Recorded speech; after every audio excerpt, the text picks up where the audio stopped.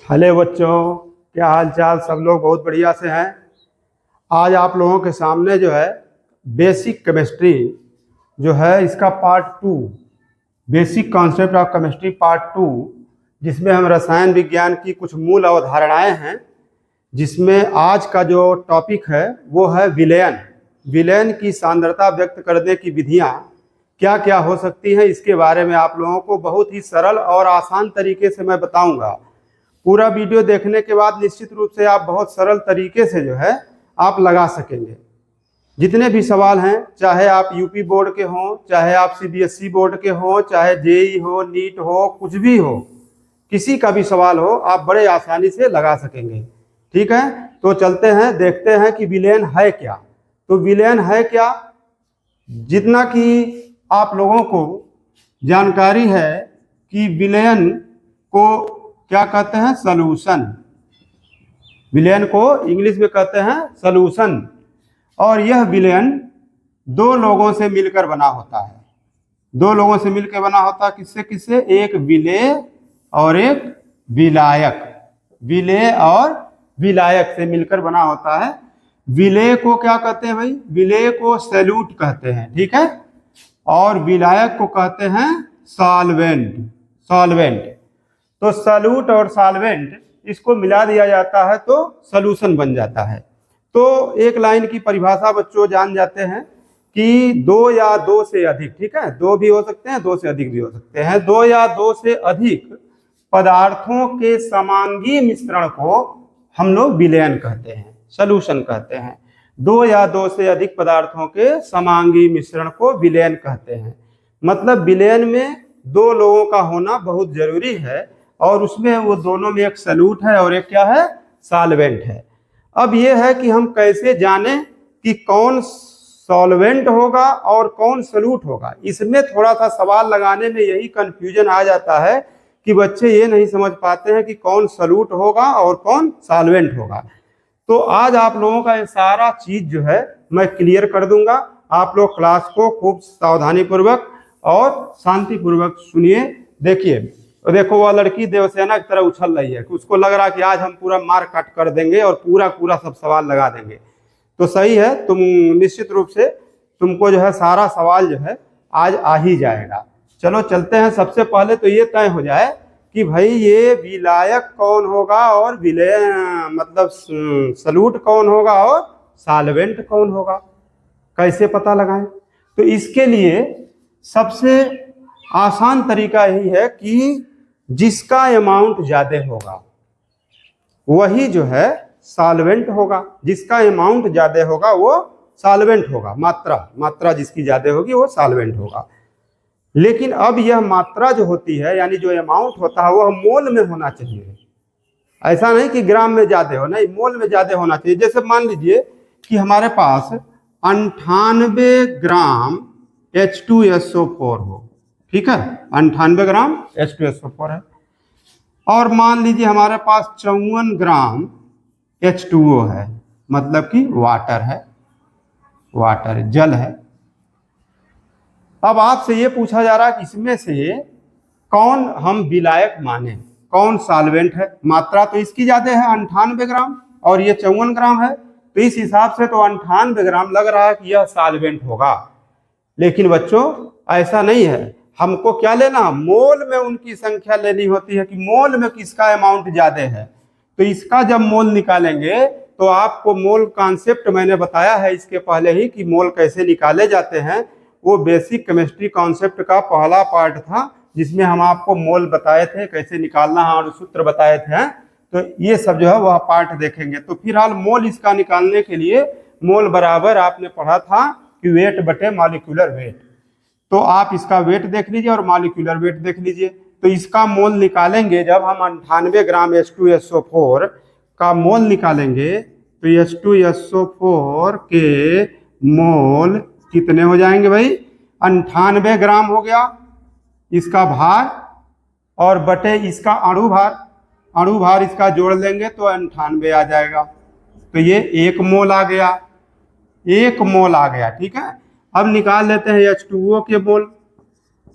H2O के मोल, H2O के मोल कितने हो जाएंगे? 54 ग्राम है, और इसमें H2O कितना होता है 18, तो 18 से भाग दीजिए, 18 तिया 54। किसके मोल ज्यादा आए 3 मोल, यानी कि H2O के मोल ज्यादा आ गए, इसलिए H2O विलायक होगा, यानी H2O क्या हो जाएगा बच्चों सॉल्वेंट, और इसको बनना पड़ेगा सॉल्यूट।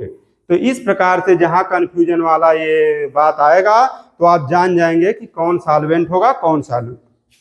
ओके ठीक है, चलो अब आगे बढ़ते हैं। आगे बढ़ते हैं तो हमारे पास आता, अच्छा ठीक है भाई, विलयन की सांद्रता कैसे कैसे व्यक्त की जाती है।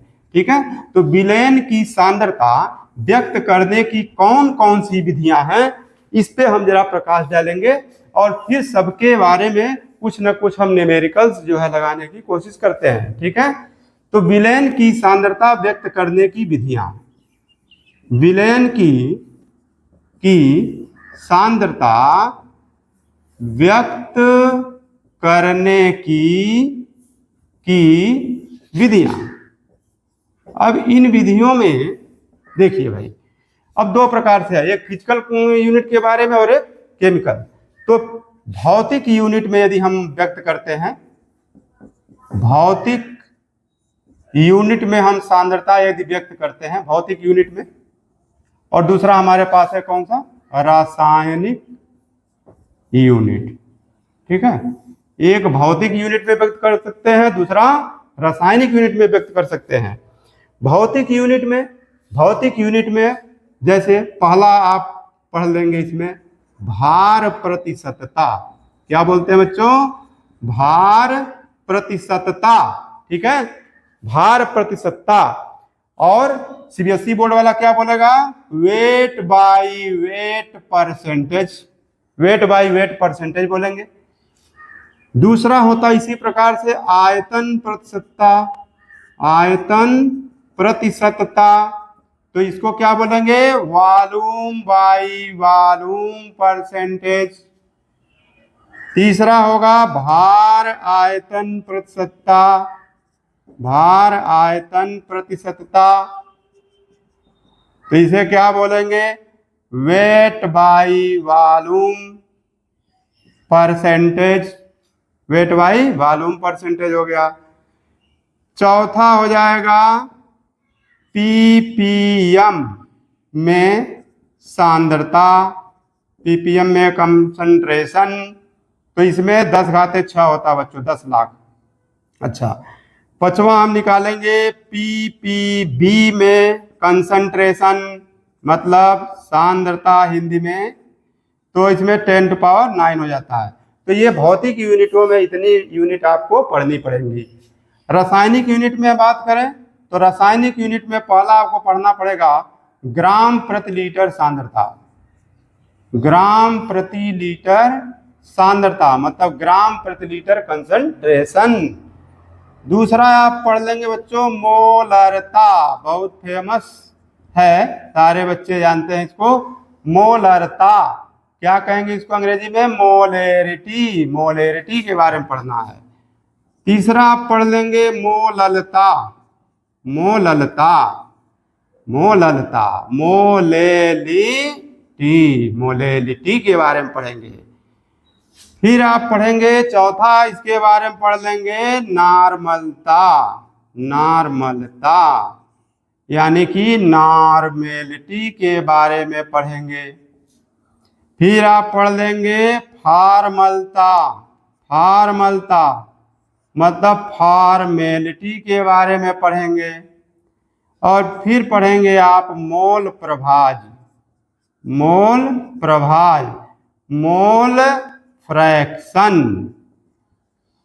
इतने हैं ये टॉपिक्स, इन पे आपको numericals UP board, CBSE board, JEE, NEET सभी में पूछे जाते हैं, और इन सभी के क्वेश्चन आप लगा सकते हैं। अब बस एक एक को हम लोग बारी बारी से इसमें चेक करेंगे कि कैसे कैसे किसको हम लोग सवाल को लगाते हैं और कैसे लगाते हैं। ठीक है, तो इसे आप नोट कर सकते हैं कि इतनी यूनिट हम लोगों को पढ़नी है। तो चलिए सबसे पहले हम लोग पढ़ते हैं भार प्रतिशतता क्या होता है। ठीक है, भार प्रतिशतता यानी वेट बाय वेट परसेंटेज, ये क्या होता है, वेट बाय वेट परसेंटेज क्या होता है।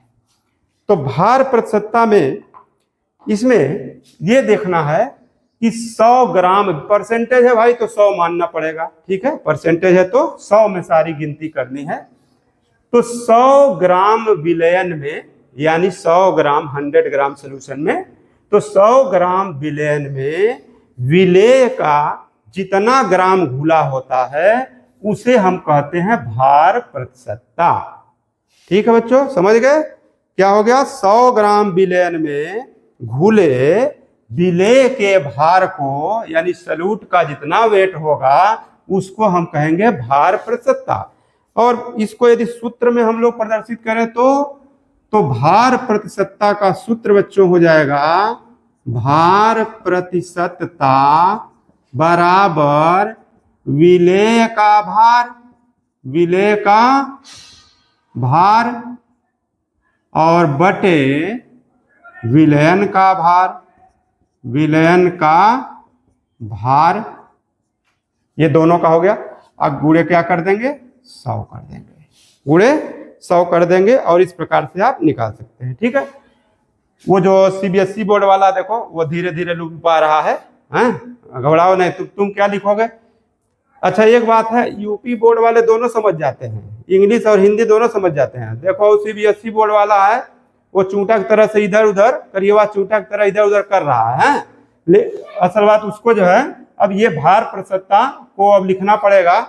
तो देख लो वेट बाय वेट, इसको क्या लिखेंगे, वेट बाय वेट परसेंटेज यदि आपको निकालना है, यानी कि W बाई W, चलो इसके लिए सूत्र यहाँ लिख देता हूँ, ठीक है, कि या ऐसे निकाल लेंगे W by W percentage is equal to, यहाँ पे लिख देंगे mass of solute, mass of solute, समझ गए, मास ऑफ सल्यूट बटे क्या लिख देंगे, मास ऑफ, हाँ ठीक बोल रहे हो, मास ऑफ सॉल्यूशन, और इनटू क्या कर देंगे 100, तो तुम्हारा भी काम हो गया।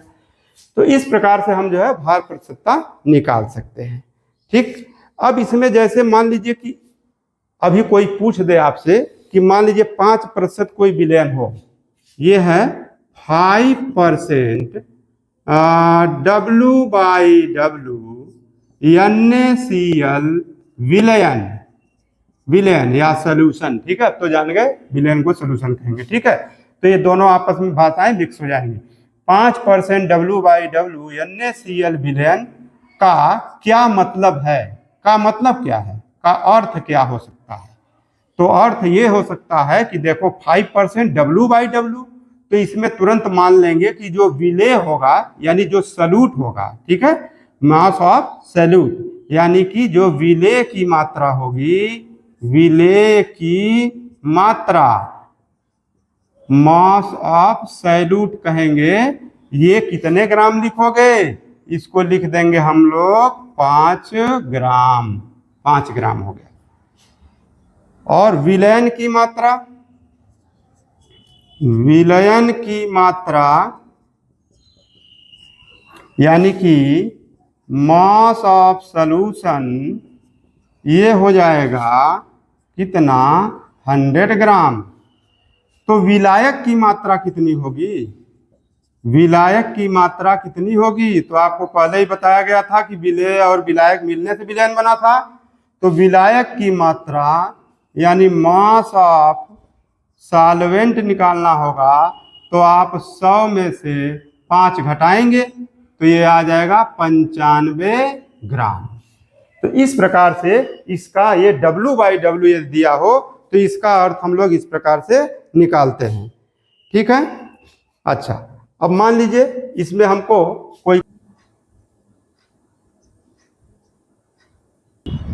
ये क्वेश्चन आपके सामने है, 10 ग्राम सुक्रोज 100 ग्राम जल में घुला है, भार प्रतिशतता ज्ञात करना है।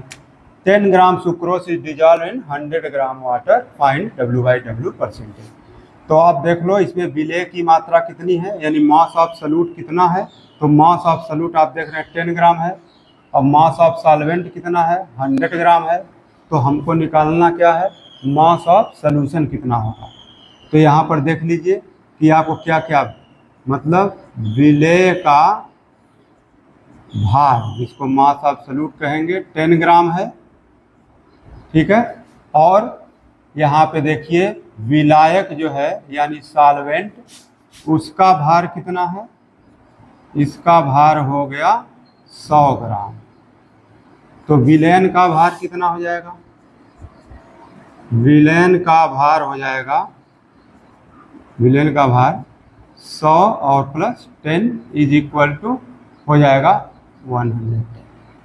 अब आपको निकालना क्या है, आपको निकालना है वेट बाई वेट परसेंटेज। तो वेट बाई वेट परसेंटेज बराबर हो गया विलेय का भार, विलेय का भार और बटे विलेन का भार, विलेन का भार इंटू क्या करेंगे, 100 करेंगे। तो ये हो जाएगा विलेय का भार कितना है 10 और विलेन का भार कितना होगा 110 और इंटू 100 कर देंगे। और इस प्रकार से आपका आ जाएगा वेट बाई वेट परसेंटेज। ये यहाँ पे कट जाएगा, यानी कि 100/11 आ जाएगा, 11×9 = 99, फिर 09%, ये आपका हो जाता है। ठीक है। तो इस प्रकार से हम वेट बाई वेट परसेंटेज निकाल लेते हैं। अच्छा, दूसरा हम लोगों ने क्या पढ़ा था, दूसरा हम लोगों ने पढ़ा था आयतन प्रतिशतता। तो आयतन प्रतिशतता को भी इसी प्रकार से डिफाइन करेंगे। अब देखिए आयतन प्रतिशतता, आयतन प्रतिशतता वॉल्यूम बाई वॉल्यूम परसेंटेज। तो इसमें आयतन लेना है, आयतन किस में लेना है, मिली में लेना है। ठीक है। तो आयतन मिली में लेना है तो आप इसकी परिभाषा देंगे 100 मिली बिलियन में। कितने, 100 मिली बिलियन में विलेय के कितने मिली घुले हैं, वह कहलाता है आयतन प्रतिशतता। ठीक है। यानी आयतन प्रतिशतता बराबर, इसका फार्मूला निकाला जाए तो आयतन प्रतिशतता बराबर हो जाएगा विलेय का आयतन, विलेय का आयतन बटे विलयन का आयतन, विलयन का आयतन अब गुणे कितना हो जाएगा 100 हो जाएगा, यानी वॉल्यूम ऑफ सॉल्यूट बटे वॉल्यूम ऑफ सॉल्यूशन इंटू 100 हो गया। तो हो गया V by V percentage is equal to volume of solute upon हो जाएगा वॉल्यूम ऑफ सॉल्यूशन और इंटू 100। ठीक है। अब मान लीजिए कुछ लिख दिया है तो उसका अर्थ क्या आप बताएंगे। जैसे मान लीजिए हमने लिख दिया 10% V बाई वी HCl, तो इसका क्या अर्थ बताएंगे आप, इसका अर्थ क्या बताएंगे। तो इसका अर्थ ये होगा कि जो विलेय होगा, ठीक है, उसका कितना हो जाएगा 10 ml और विलयन का कितना हो जाएगा 100 ml। यानी कि इसका मतलब हो गया विलेय, विलेय कौन है यहाँ पर, ये HCl है। तो HCl 10% V by HCl solution का अर्थ हमको बताना है। तो विलेय की जो वॉल्यूम है यानी विलेय का आयतन, ये कितना लिख देंगे 10 मिली लिख देंगे। ठीक है। और विलयन का आयतन कितना लिख दोगे, विलयन का आयतन लिख देंगे 100 मिली।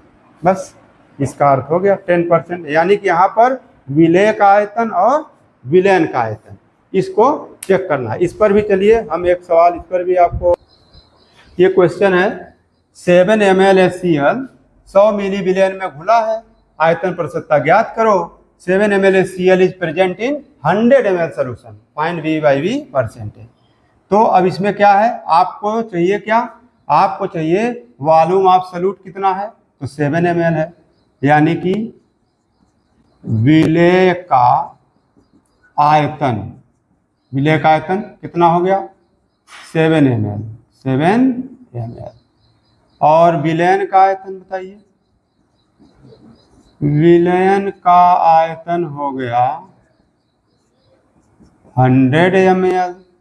तो आपको निकालना क्या भाई, आपको निकालना है V बाई वी परसेंटेज निकालना है। तो V बाई वी परसेंटेज बराबर, आपने पढ़ा है विलय का आयतन, विलय का आयतन तो 7 हो गया, बटे विलयन का आयतन 100 हो गया, इंटू 100 कर देंगे तो कितना आ जाएगा 7%। और इस प्रकार से आसानी से हम वॉल्यूम बाई वॉल्यूम परसेंटेज निकाल लेंगे। ठीक है। अब इसके बाद तीसरा जो आपने पढ़ा था, तीसरा जो पढ़ा था वो है भार आयतन प्रतिशतता। इसको थोड़ा कायदे से देखना है। भार आयतन प्रतिशतता, भार आयतन प्रतिशतता, इसको क्या कहेंगे, वेट हो गया वॉल्यूम हो गया, तो वेट बाई वॉल्यूम परसेंटेज, ये वाला थोड़ा ज्यादा ही मात्रा में रहता है, भार आयतन प्रतिशतता। अब देखिए पहले भार है, फिर क्या है, आयतन है, भार है फिर आयतन है। तो आयतन 100 मिली, अब भार जो है वही विलय का जो भार घुला होगा, मतलब 100 मिली विलयन में विलय का जितना भार घुला होता है उसी को हम लोग कहते हैं भार आयतन प्रतिशतता। मतलब ऊपर वाले से पता चलेगा विलय का भार, नीचे वाले से पता चलेगा विलयन का आयतन। तो भार आयतन प्रतिशतता, इसका यदि फार्मूला बनाया जाए भार आयतन प्रतिशतता, तो फार्मूला क्या बनाने में कामयाब हो जाएंगे, विलय का भार, विलय का भार बटे विलय का भार बटे विलयन का आयतन। ठीक, और इंटू क्या कर देंगे 100, विलय का भार बटे विलयन का आयतन गुणे 100, यानी कि W बाई वी परसेंटेज हमको निकालना हो तो हम लिखेंगे mass of salute upon volume of solution और इंटू 100। ठीक है। अब मान लीजिए इसमें आ गया, आपको जैसे लिख दिया है 10% H2SO4 W by V solution. अब इसका अर्थ बताना है। ठीक है, 10% H2SO4 W बाई वी दिया है, तो W बाई वी का मतलब क्या, विलय कौन है H2SO4 और सॉल्यूशन है तो विलायक वही आपका जल हो गया। लेकिन हमें तो विलायक से मतलब नहीं, विलयन से मतलब है इसमें। तो क्या करना है, इसमें विलय का भार यानी कि मास ऑफ सॉल्यूट निकाल लेंगे। विलय का भार कितना हो जाएगा, बोलो, हाँ ठीक बोले हो, 10 ग्राम, 10 ग्राम में आ जाएगा। ठीक है। और विलयन का आयतन, विलयन का आयतन, ठीक है, यानी कि वॉल्यूम ऑफ सॉल्यूशन कितना हो गया 100 ml, ये इसका अर्थ हो गया। तो भार आयतन प्रतिशतता इस प्रकार से हो जाएगी। इसका भी आप चाहेंगे तो मैं आपको सवाल एक, तो ये है छोटा सवाल, 10 ग्राम सुक्रोज 500 मिली जल में घुला है। ठीक है, तो इसका वेट बाई वॉल्यूम परसेंटेज आपको निकालना है। तो वेट कितना है 10 ग्राम, वॉल्यूम देखिए इतना है, तो आप weight by volume percentage is equal to, आपने पढ़ा है विलय का भार, तो विलय का भार ऊपर लिखेंगे 10 ग्राम, नीचे विलयन का आयतन 500 ml हो गया, इंटू 100 कर देंगे। तो ये देखिए दोनों कट गया, यानी कि 5 दूनी 10, 2% आपका आ गया। ये W बाई वी परसेंटेज का मान 2% आ गया। ठीक है। अब आगे जो है, अब अगला आपके पास क्या है, तीसरा के बाद चौथा वाला हमने बताया था ppm में सांद्रता, ppm में सांद्रता। तो अब यही हो गया, ppm माने पार्ट्स पर मिलियन है, और एक ppb होगा पार्ट्स पर बिलियन होगा। तो मिलियन में 10⁻6 हो जाएगा, तो 10⁻6 ग्राम विलयन में। ठीक है, 10⁻6 ग्राम विलयन में, विलयन में विलय का जितना ग्राम घुला होगा उसी को हम कहेंगे ppm। ppm, किसमें 10⁻6 ग्राम विलेन में विलेय का जितना ग्राम घुला होगा। तो ppm में सांद्रता का फिर फार्मूला क्या हो जाएगा, ppm में सांद्रता बराबर क्या हो जाएगा, विलेय का भार मास ऑफ सॉल्यूट, अब बट्टे हो जाएगा विलयन का भार, और गुणे जहां अभी तक 100 करते आए थे, अब क्या लिख देंगे, 10⁻6 लिख देंगे, 10⁻6 लिख देंगे। और इस प्रकार से हम ppm में सांद्रता व्यक्त कर सकते हैं। ठीक है। अब जैसे मान लीजिए हमको कोई कह दिया, अच्छा बताइए 2 ppm सुक्रोस विलयन का अर्थ बताना है कि इसका क्या अर्थ होगा, 2 ppm सुक्रोस विलयन का अर्थ क्या होगा, तो आप क्या बता देंगे, आपको बताना क्या है, आप यही बताएंगे कि जो विलेय का द्रव्यमान होगा, वो कै ग्राम होगा, 2 ग्राम, और विलयन का द्रव्यमान बता देंगे 10⁶ ग्राम। इसी प्रकार से पांचवा जो है, आप ppb में सांद्रता निकालेंगे, तो इसमें हो जाएगा बराबर ये विलेय का भार बटे विलयन का भार इंटू 10⁹ इसमें हो जाएगा। ठीक है, पार्ट्स पर बिलियन है तो 10⁹ हो जाएगा इसमें। अब मान लीजिए कि कोई लिख दे, मान लीजिए 5 ppb NaCl विलयन का अर्थ बताइए,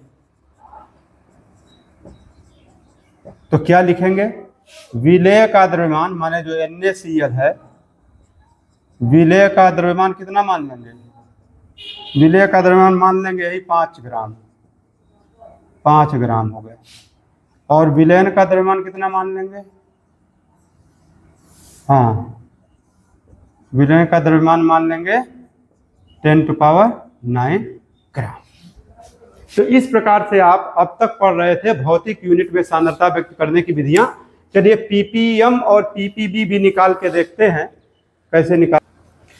ये क्वेश्चन है, 1000 ग्राम समुद्री जल में 6×10⁻³ ग्राम ऑक्सीजन घुल गई है। ठीक है, घुलित ऑक्सीजन का सांद्रता ppm एवं ppb में ज्ञात करना है। ठीक, हाँ ठीक है, निकाल लोगे, समझ में आ गए। तो कैसे निकाल लिए, इंग्लिश में क्या कर दिए, 6 गुणे यानी 6 × 10⁻³ gram oxygen dissolved in 100 gram sea water, find concentration in ppm and ppb।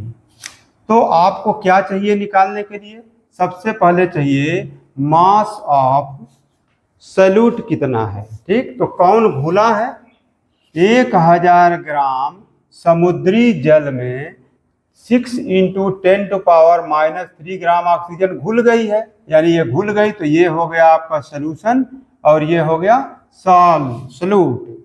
तो मास ऑफ सॉल्यूट कितना हो गया, 6 × मास ऑफ सॉल्यूट कितना हो गया, 6 × 10⁻³ ग्राम, और मास ऑफ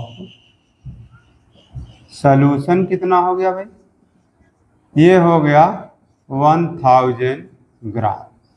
तो हमको पहले निकालना ppb में कंसंट्रेशन, तो ppm में पहले निकालते हैं, ppm में। तो क्या आपने पढ़ा ppm में concentration, mass of solute upon mass of solution into कितने का गुणा किए थे, 10⁶ का। तो कितना हो जाएगा, ये मास ऑफ सॉल्यूट कितना है भाई, ये है 6 × 10⁻³ अपॉन 1000 × 10⁶। अब ये कितना हो जाएगा, अब ये देखिए कि ये 10⁻³ है, ऊपर जाएगा तो -3, तो -6 और +6 यानी कि 6 ppm आ गया, 6 pp। यदि यही ppb में सांद्रता निकालनी हो तो ppb में सांद्रता, फिर से यही चीज मास ऑफ सॉल्यूट, तो 6 × 10⁻³ अपान मास ऑफ सॉल्यूशन 1000 इंटू, अब की पारी क्या हो जाएगा 10⁻9 हो जाएगा।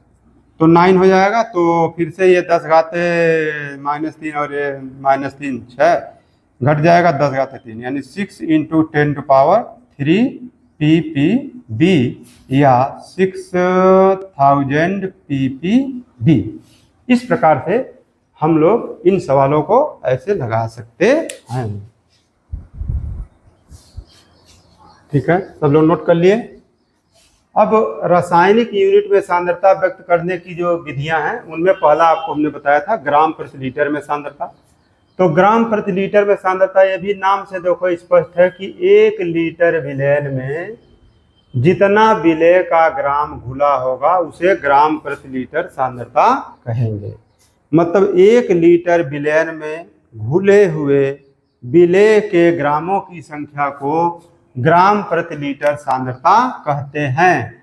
इसका यदि हमको फार्मूला डेवलप करना हो तो ग्राम प्रति लीटर सांद्रता बराबर विलेय का भार बटे विलयन का आयतन। लेकिन अब की किस में आयतन रहेगा? अब लीटर में रहेगा भाई।